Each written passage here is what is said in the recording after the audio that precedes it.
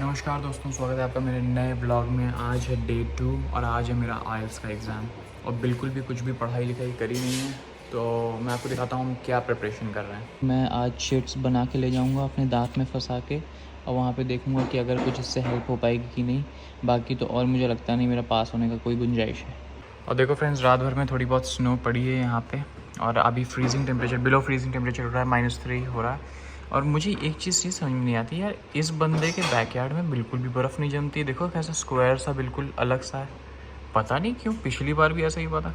और हम लोग के में देखो बर्फ़ ही बर्फ़ हो जाती है यहाँ पे। तो हमको जो है ज़्यादा टाइम वाइम है नहीं और बहुत लंबा दिन होने वाला हमारा, तो हमने पराठे और सब्ज़ी बना ली। कल जो मैंने सब्ज़ी कटिंग करी थी, मेरा प्लान था रात में ही खाने का, लेकिन शिवम भाई हमको ले गए नवाब्स, तो उस चक्कर में जो है हम खा नहीं पाए। और आपको एक चीज़ दिखाता हूँ, ये देखो यहाँ पे ये जो वाइट वाइट सा दिख रहा है ना, ये जो ड्राइववे पे ये जो है सॉल्ट है। तो यहाँ कनाडा में क्या नाम है, ड्राइववे पे और थोड़ा सा इन सब जीरों पे सॉल्ट डालते थे। बिकॉज क्या होता है कि जब स्नो गिरती है और मेल्ट होती है और रात में फिर मतलब फ्रीजिंग टेम्परेचर हो जाता है, तो ये आइस से बन जाती है। तो आइस को जमने से प्रिवेंट करने के लिए हमको यहाँ पे सॉल्ट डालना पड़ता है। तो एक बड़ी सी बोरी रखी है गैराज में, आपको दिखाऊंगा।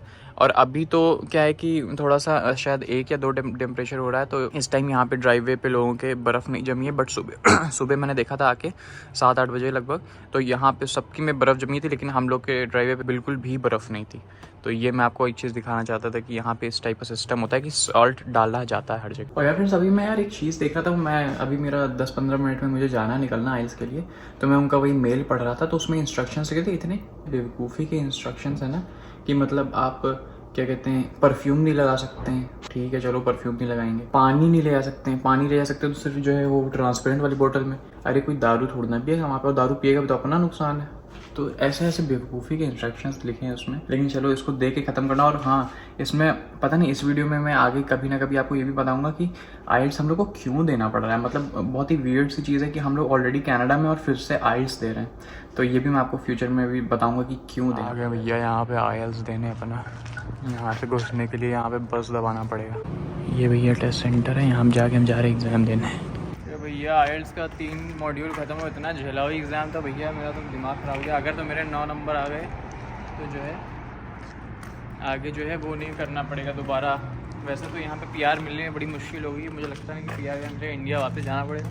लेकिन फ़िलहाल 5 नंबर भी आ जाए तो चल जाएगा मेरा काम। मेरा तो सर में दर्द हो रहा है सुबह से भैया बहुत ज़्यादा इसके चक्कर में। और वो गाड़ी वहाँ पे खड़ी है और साला टिकट वो पार्किंग लेना पड़ा यहाँ पे 2 घंटे का, और 2 से ढाई 3 घंटा हो गया। अब मुझे लगता है कि मुझे टिकट मिल गया होगा, चल के देखते हैं वहाँ पे टिकट मिला है कि नहीं पार्किंग में। भैया बहुत ठंड है यहाँ पे भैया, बहुत ज़्यादा। मैं जैकेट पहनना भूल गया हूँ। और ये मेरा देखो 2:40 पे एक्सपायर हो जाना था टिकट, और एक्सपायर हो चुका है। और देखो 4:04 हो रहा है, अभी मुझे 4:15 पे फिर अंदर जाना है। तो अब मैं क्या करूँगा, गुज्जू दिमाग लगाऊंगा और जाके किसी रेस्टोरेंट की पार्किंग में खड़ा करूँगा। तो टेस्ट मेरा अच्छा हुआ, मुझे ऐसा लग रहा है कि मैं पास हो जाऊँगा। 1-2 जगह मैंने मिस्टेक्स करी हैं जहाँ पे मुझे लगता है कि नंबर कटेंगे। वो यार आइल्स में मेन यही होता है कि तुम्हारा अगर तुमने एक चीज़ मिस कर दी है तो उसको पकड़ के बैठे मत रहो, वरना एक चीज़ जो मिस करी है उसके चक्कर में 3-4 चीज़ें और मिस हो जाती हैं। तो 1-2 बार ऐसा हुआ मेरे साथ कि एक चीज़ या 2 चीज़ मिस हो गई, लेकिन फिर उसको जाने देना चाहिए, उसके पीछे पढ़ना नहीं चाहिए। लेकिन ओवरऑल ठीक है। बस एक चीज़ है यार, बहुत ज़्यादा झेलाऊ, मुझे पढ़ने लिखने की बिल्कुल आदत नहीं है, मुझे पढ़ाई बिल्कुल नहीं पसंद है, लेकिन उसके बावजूद मुझे आइल्स देना पड़ रहा है। बहुत बड़ी कंप्लेन है, लेकिन कोई बात नहीं, चलो। इसके बाद भैया हम लोग पेट पूजा करने आ गए थे। यहाँ बल्ले बल्ले बाइट्स पहले ये साउथ कैंपस के बाहर भाई साहब लगाते थे, उसके बाद ये पता नहीं कहाँ नदारत हो गया, हम लोग समझ नहीं आया। फिर आज मुझे ये रोड पे चलते चलते दिखाई दिए, तो फिर यहाँ पे भैया हमने ऑर्डर किया ये नूडल बर्गर खाया। इसमें एक आलू की टिक्की डली हुई थी पहले से, और बाकी दोस्तों बहुत शानदार बर्गर था, बहुत अच्छा लगा मुझे। और बाकी ये कि समोसा चाट हमने ली थी। अब बस समोसे में यही है यार, यहाँ पे लोग डबल फ्राई टाइप का समोसा चाट देते हैं, उसका कोई ऐसा ही मतलब टेस्ट होता है, बाकी कुछ बहुत खास।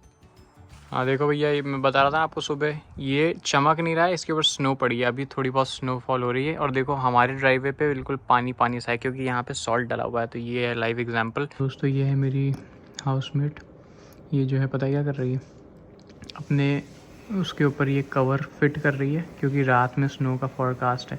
तो जैसे सुबह उठ के उसको अपनी विंडस्क्रीन ना साफ़ करनी पड़े, ये यहाँ पे ऐसे करके चिपका देगी। ये देखो इसने डोर बंद कर दिया, अटका दिया। अब इसको जो है सुबह उठ के कम से कम गाड़ी के ऊपर से तो हटानी पड़ेगी, लेकिन कम से कम ग्लास के ऊपर से नहीं हटानी पड़ेगी।